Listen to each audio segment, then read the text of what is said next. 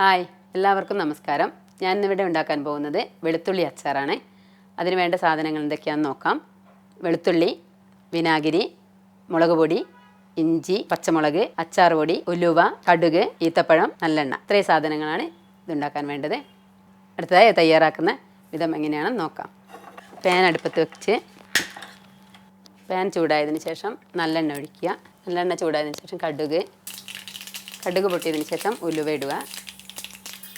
പിന്നീട് ഇഞ്ചി, കുറച്ച് പച്ചമുളക് എന്നിവയിട്ട് വഴറ്റുക.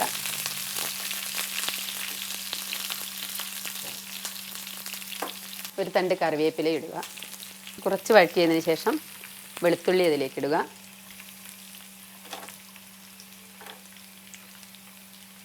സിമ്മിലിട്ട് വെളുത്തുള്ളി വഴറ്റുക. വെളുത്തുള്ളി നന്നായി വാടേണ്ട ആവശ്യമില്ല.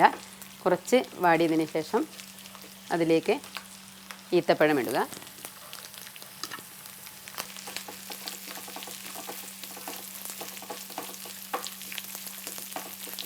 പെട്ടെന്ന് ഉണ്ടാക്കാൻ പറ്റിയൊരു അച്ചാറാണ്. തൊലി കളയാൻ കുറച്ച് ബുദ്ധിമുട്ടാണെങ്കിലും പെട്ടെന്ന് ഉണ്ടാക്കാൻ പറ്റും. ഈത്തപ്പഴവും വെളുത്തുള്ളിയും നന്നായി മിക്സ് ചെയ്യുക. അതിനുശേഷം അതിലേക്ക് ആവശ്യത്തിനുള്ള പൊടി, അച്ചാർ പൊടി കുറച്ച് കൂടുതലിടണം.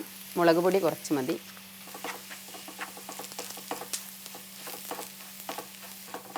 ഉപ്പ് ആവശ്യത്തിന്.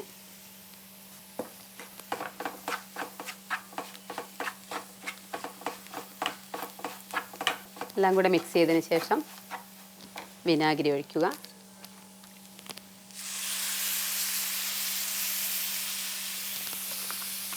വിനാഗിരി ഒഴിച്ച പാടെ സ്റ്റൗ ഓഫ് ചെയ്യണം.